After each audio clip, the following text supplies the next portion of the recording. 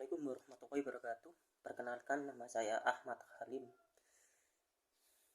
Kami di sini bersama Dewi Ismaul Jamilah dari kelompok 1 akan mencoba menjelaskan bagaimana sih sistematika atau manfaat dari zakat emas, zakat barang tambang. Bagaimana selanjutnya? Mari kita arahkan ke penjelasan Mbak Dewi Ismaul Jamilah terlebih dahulu. Zakat emas dan perak adalah kewajiban zakat yang harus dikeluarkan oleh orang yang memiliki kepemilikan emas dan perak sejumlah tertentu. Zakat emas dan perak termasuk dalam kategori zakat mal atau zakat harta. Menurut hukum syariah, zakat emas dan perak harus dikeluarkan jika jumlah kepemilikan emas atau perak mencapai nisab atau batas tertentu yang telah ditentukan. Nisab untuk zakat emas adalah sebesar 85 gram emas murni, sedangkan nisab untuk zakat perak adalah sebesar 595 gram perak murni. Besarnya zakat emas dan perak yang harus dikeluarkan adalah 25%-nya dari jumlah kepemilikan emas atau perak yang telah mencapai nisab.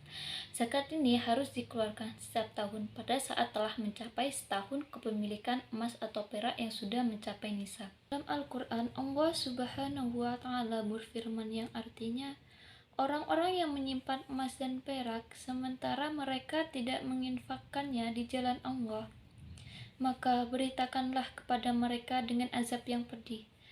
Pada hari dipanaskan emas dan perak itu dalam neraka jahanam, lalu dahi-dahi, lambung-lambung, dan punggung-punggung mereka disetrika dengannya. Seraya diserukan kepada mereka, inilah balasan dari apa yang kalian simpan untuk diri kalian sendiri. Maka rasakanlah akibatnya sekarang.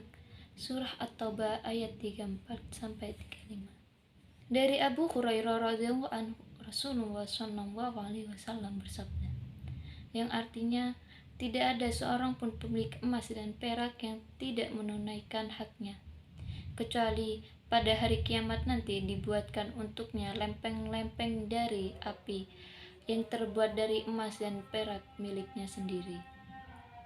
Kemudian lempeng-lempeng itu dipanaskan dalam neraka jahanam, dan dengannya disetrikalah lambung, dahi, dan punggungnya. Setiap kali mendingin lempengan itu, maka diulangi lagi untuknya pada satu hari yang lamanya sebanding dengan 50.000 tahun, hingga diputuskan di antara hamba-hamba Allah, maka ia pun akan melihat jalannya menuju surga ataukah menuju neraka.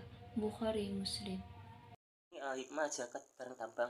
Zakat barang tambang mencerminkan rasa tanggung jawab sosial dan spiritual terhadap sumber daya alam yang dimiliki. Melalui zakat, pemilik tambang diingatkan untuk membagi rezeki yang telah dilaporkan dari hasil eksploitasi sumber daya alam dengan lebih adil dan berkesan sebagai tanda rasa syukur kepada Allah. Untuk manfaatnya, yakni yang pertama, yakni pemberdayaan masyarakat lokal. Zakat barang tambang dapat digunakan untuk memberdayakan masyarakat sekitar area tambang atau orang-orang yang memiliki simpanan emas dan sebagainya. Ini dapat menyebabkan program pelatihan keterampilan, pendidikan, dan pengembangan infrastruktur lokal yang berdampak positif pada kesejahteraan masyarakat. Yang kedua, yakni pembangunan infrastruktur publik. Dana zakat dapat diarahkan untuk membangun atau memperbaiki infrastruktur publik seperti jalan, air bersih, atau sarana kesehatan. Hal ini memberikan manfaat langsung pada masyarakat dan menciptakan lingkungan yang lebih baik. Ketiga, yakni peningkatan kesejahteraan ekonomi. Zakat barang tambang atau emas, perak, dan sebagainya dapat juga diinvestasikan dalam proyek-proyek ekonomi lokal yang memberikan manfaat ekonomi jangka panjang seperti usaha mikro dan kecil yang dapat meningkatkan tingkat penghidupan masyarakat. Keempat, yakni pengelolaan lingkungan yang berkelanjutan. Sebagai zakat barang tambang dapat dialokasikan untuk proyek-proyek konservasi dan restorasi lingkungan yang berkelanjutan. Ini bertujuan untuk meminimalkan dampak negatif aktivitas yang cenderung membuang-buang manfaat baik dari kepemilikan harta-harta tersebut dan menjaga keseimbangan ekosistem setempat. berikutnya yakni ayolah kita sebagai masyarakat muslim bisa menyalurkan harta zakat kita kepada lembaga amil zakat atau mungkin badan amil zakat terdekat, karena dengan itu maka kita turut membantu pemerintah dalam pemberdayaan masyarakat agar mereka yang masih berada di bawah kita atau 8 asnaf memiliki sumber potensi untuk penghidupan sehari-hari.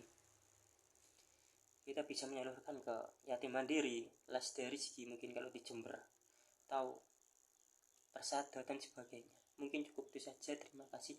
Wassalamualaikum warahmatullahi wabarakatuh.